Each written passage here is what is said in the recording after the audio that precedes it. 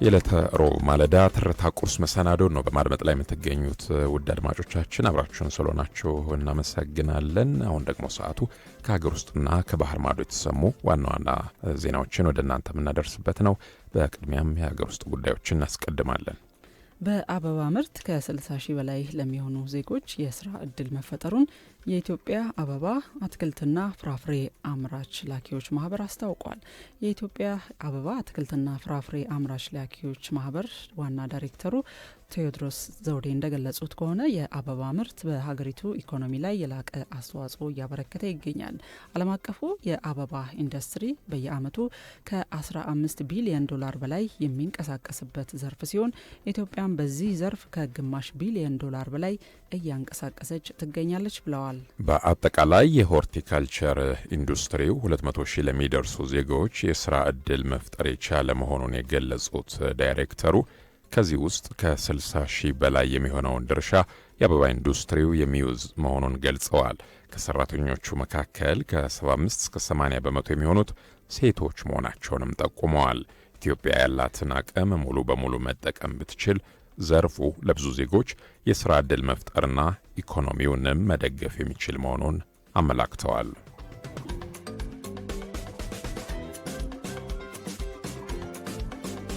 የሀገር ውስጥ ዜናችን ይቀጥላል። ክቡራን አድማጮቻችን 9.5 ቢሊዮን ብር የሚገመት የበጋ የበጎ ፍቃድ አገልግሎት ለመስጠት እየተሰራ መሆኑን የአዲስ አበባ ከተማ አስተዳደር የህብረተሰብ ተሳትፎና በጎ ፍቃድ ማስተባበሪያ ኮሚሽን አስታውቋል። በጎ ፍቃደኝነት ለህብረተሰብ ለውጥ በሚል መሪ ሀሳብ የ2018 ዓ.ም የበጋ ወራት የበጎ ፍቃድ ማስጀመሪያ መርሃ ግብር ተካሂዷል። በኮሚሽኑ የበጎ ፍቃድ አገልግሎት ዳይሬክተር ዳዊት ሙሉጌታ በማስጀመሪያ መርሃ ግብሩ ላይ እንደገለጹት በበጋ የበጎ ፍቃድ አገልግሎት 9.5 ቢሊዮን ብር የሚገመቱ የተለያዩ የበጎ ፍቃድ አገልግሎቶች ይሰጣሉ።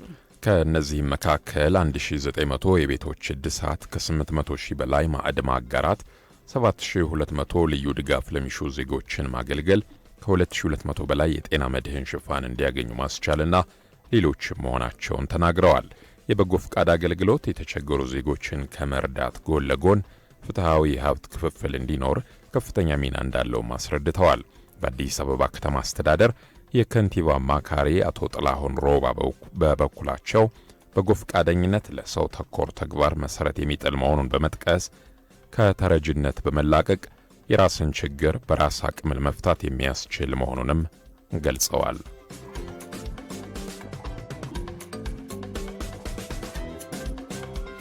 ወደ ውጭ ዜናዎቻችን እናልፋለን። ታንዛኒያ ሀገራዊ ምርጫን ተከትሎ የተፈጠረውን ቀውስ ለማረጋጋት የጣለችውን የሰዓት እላፊና የኢንተርኔት አገልግሎት ገደብ በትናንትናው ዕለት በከፊል ማንሳቷ ተዘግቧል።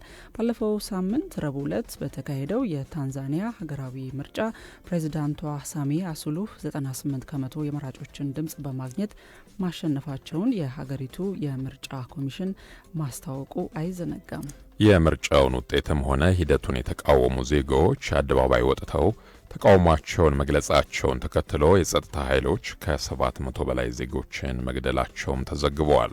ሀገሪቱም የፖለቲካ አለመረጋጋቱ እንዳይባባስ የሰዓት እላፊ ገደብና የኢንተርኔት አገልግሎት እገዳ አድርጋለች። በትላንትናው ዕለትም እገዳው በከፊል መነሳቱን ፍራንስ 24 ዘግቧል።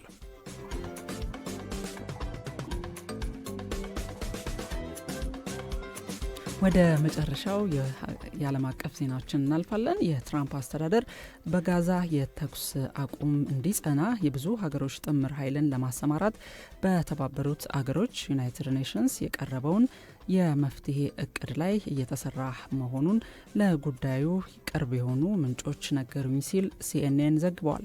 የጥምር ኃይሉ ዋነኛ ተልዕኮም በጋዛ ታጣቂዎች እንዳይኖሩ ማድረግና አዲስ የፍልስጤም ፖሊስ ኃይልን ማሰልጠን ሲሆን ለዚህ ተግባራዊነትም ምክክር እየተደረገ መሆኑ ተገልጿል። የአሜሪካን ወታደሮች ግን በጋዛ እንደማይሰማሩ ይልቁንም ከግዛቱ ውጪ በመሆን የማስተባበር ሚና እንደሚኖራቸው ነው የተጠቀሰው። የዚህ እቅድ ረቂቅ ለተባበሩት አገሮች የጸጥታው ምክር ቤት አባላት ተሰጥቶ ለምክክር ቀጠሮ መያዙን የሲኤንኤን ምንጭ አስታውቋል። በአሜሪካን አደራዳሪነት የተዘጋጀው ባለ 20 ነጥቦች የተኩስ አቁም እቅድ ላይ ዓለም አቀፍ የጸጥታ ኃይል ሐማስን ትጥቅ ለማስፈታት ተሳታፊ እንዲሆኑ ጥሪ ያቀረበ መሆኑ ይታወሳል። ለዚህ ጥሪ በይፋ ምላሽ የሰጠ አካል ባይኖርም በዩኤን በኩል ለሚደረግ ስምሪት ግን የሚሰለፉ አገሮች እንደሚኖሩ ሲኤንኤን ዘግቧል። የትርታ ቁርስ ዝግጅታችን እስከ 2 ሰዓት ተኩል ድረስ ይቀጥላል። ይህን ሰዓት በክብር ስፖንሰር ያደረጉልን ተቋማት አሉ። እናት ባንክ፣ ራይድ ከኛ ጋር እየሰሩ ስለሚገኝ ከልብ እናመሰግናለን።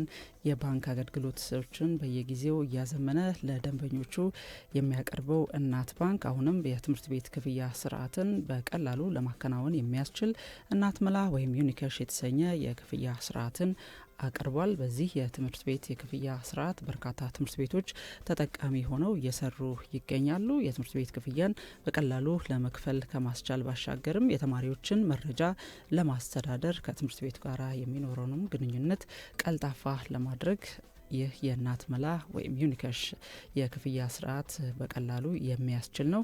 እናት ባንክ በዚህ የክፍያ ስርዓት የጉዞና የመጽሐፍ ግዢ ክፍያ ስርዓትንም በቀላሉ ማከናወን ትችላላችሁ ብሏል። ይህንን ሰዓት ከኛ ጋር አጋር ሆኖ እየሰራ ስለሆነ ከልብ እናመሰግናለን። ሌላኛው የዚህ ሰዓት አጋራችን ከራይድ ጋር ወደፊት የሚለን ራይድ ትራንስፖርት ነው። ወደ 8294 ደውለው ወይም በራይድ አፕ ተጠቅመው ወደ የሚያደርሱት ጉዞ ሲያቀኑ በርካታ የራይድ ነጻ ጉዞዎችን ጨምሮ የዘመናዊ ስልኮች ባለዕድል ሆነው እንዲሁም የቤት የመኪናና የዱባይ ደርሶ መልስ ትኬትን ከነሙሉ ወጪዎት ጋር አሸናፊ የሚሆኑባቸውን እጣዎች ያገኛሉ። ለቤተሰቦ ህይወት መለወጥ በር ይከፍታሉ የሚሉት ራይድ ትራንስፖርት ራይድን ሲጠሩ ራይድን ብቻ ሳይሆን እድልም ይጠራሉ ይለውታል። በ8294 ራይድም እድልም ይጥሩ የሚሉት ራይድ ትራንስፖርት የዚህ ሰዓት አጋራችን ነው።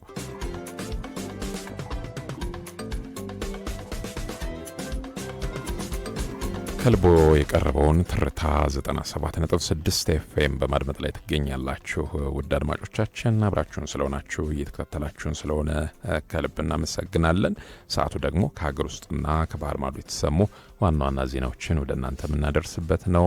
የሀገራዊ ጉዳዮችን እናስቀድማለን።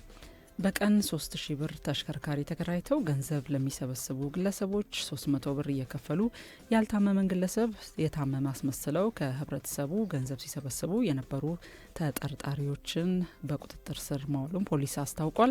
ተጠርጣሪዎቹ በከተማዋ በተለያዩ ቦታዎች በመንቀሳቀስ ያልታመመ ሰው ታማሚ አስመስለውና ተሽከርካሪ ውስጥ አስተኝተው ሐሰተኛ ሰነዶችንም በመጠቀም ከህብረተሰቡ ገንዘብ ሲሰበስቡ ተገኝተው በቁጥጥር ስር መዋላቸውን የአዲስ አበባ ፖሊስ ጠቅላይ መምሪያ አስታውቋል። አንድን ወጣት የኩላሊት ታማሚ በማስመሰል በተከራዩት የሰሌዳ ቁጥር 326 734 ኦሮ የሆነ የሚኒባስ ተሽከርካሪ ውስጥ አስተኝተው በእርዳታ ስም ከህብረተሰቡ ገንዘብ ሲሰበስቡ የነበሩት ተጠርጣሪዎች ሊያዝ የቻሉት አያት አደባባይ ተብሎ በሚጠራው አካባቢ እንደሆነም ተገልጿል።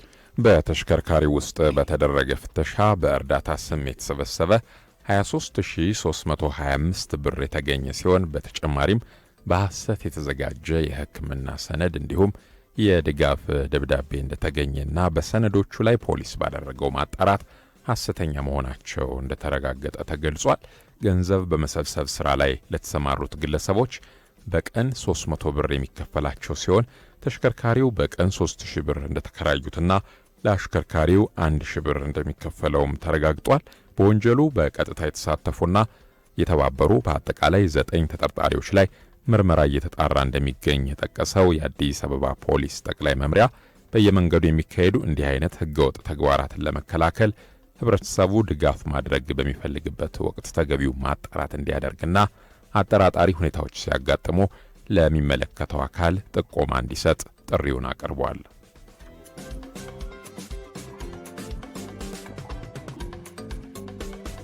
የምሽት ንግድ ሱቆች እስከ 3 ሰዓት ተኩል ድረስ ለሸማቾች ክፍት እየተደረገ መሆኑን የአዲስ አበባ ንግድ ቢሮ አስታውቋል። ስማርት ሲቲ የሆነች ባለችውና መሰረተ ልማቷ እየተስፋፋ በመጣው አዲስ አበባ በከተማው ያለው የምሽት ንግድ ሁኔታ በምን ሁኔታ ላይ እንደሚገኝ የንግድ ቢሮ የተለያዩ አመራሮች በተለይም ከመስቀል አደባባይ እስከ ቦሌ ፍሬንድሺፕ ጉብኝት ማድረጋቸው ተገልጿል። በዚህም በምቹ ሁኔታ የተሰራው የኮሪደር ልማት ለነጋዴዎች የበለጠ የተመቻቸ መሆኑን ገልጸው ከጸጥታና ከመብራት ጋር ባለው ሁኔታ ነጋዴው እንዳይቸገር ስራዎች እየተሰሩ መሆኑን የተናገሩት በአዲስ አበባ ከተማ አስተዳደር የንግድ ቢሮ ምክትል ኃላፊ ስመኛው ተሾመ ናቸው። ነጋዴዎቹም ማህበረሰቡ ከበፊቱ አሁን ላይ የበለጠ እየለመደው መምጣቱንና ወደፊት ደግሞ የበለጠ ተጠቃሚ የሚሆንበት ነው ሲሉ መናገራቸው ተገልጿል። የአሰራርም 185/2017 በወጣው የአዲስ አበባ ካቢኔ ያጸደቀው ደንብ ሲሆን ደንቡን በመተላለፍ እስከ ተቀመጠው የሰዓት ገደብ የማይሰሩ ነጋዴዎች ላይ እርምጃ እንደሚወሰድ ተጠቁሟል።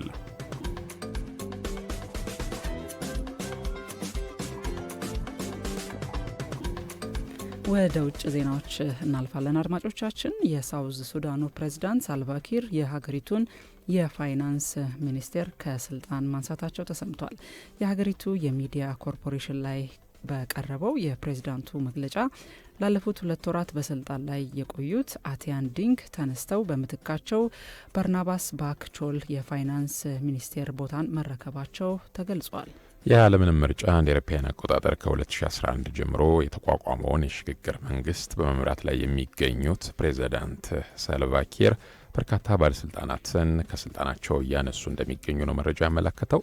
በደቡብ ሱዳን የፋይናንስ ሚኒስትሩ ከስልጣን ሲነሱ ከ2020 ጀምሮ አሁን ለ8ኛ ጊዜ መሆኑን ነው ዘገባው ያመለከተው።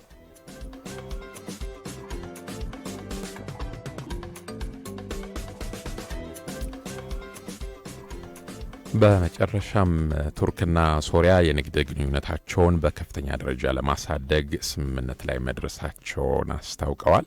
ሀገራቱ ድንበር አቋራጭ የሆነውን የንግድ ልውውጥም ሙሉ በሙሉ በዚህኛው ወር ወደ ትግበራ እንደሚያስገቡ ነው የገለጹት።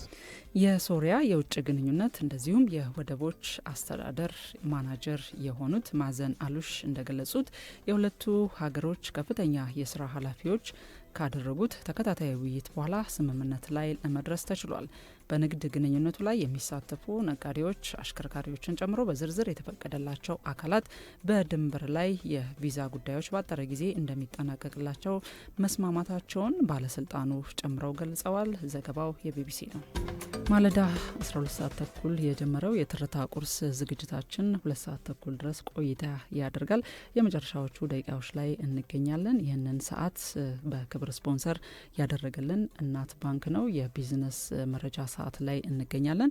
በሁሉም የእናት ባንክ በዋናና በቅርንጫፍ መስሪያ ቤቶቹ የሚኖረውን የምንዛሪ መረጃን ለአድማጮች ለተጠቃሚዎች እናካፍላለን።